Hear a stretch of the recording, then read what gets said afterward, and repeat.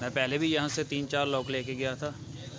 तो देसी ताले चाहिए हमें, तो ये अंकल निकाल रहे हैं देसी ताले।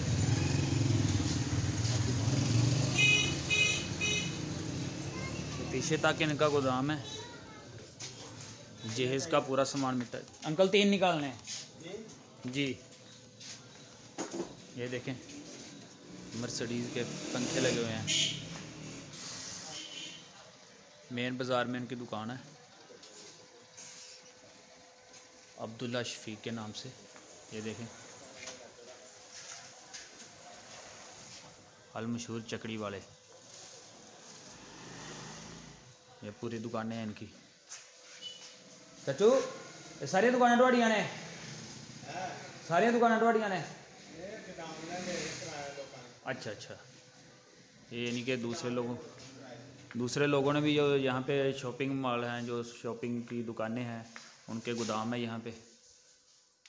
यहाँ से रोशनी के लिए रखा हुआ है ताकि अंधेरा कम नज़र आए। तो ये अंकलों की शॉप है ये भी।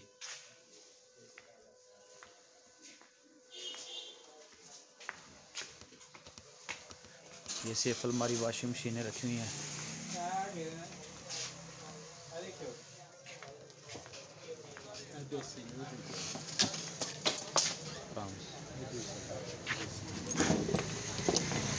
तो ये देसी ताले हैं जी।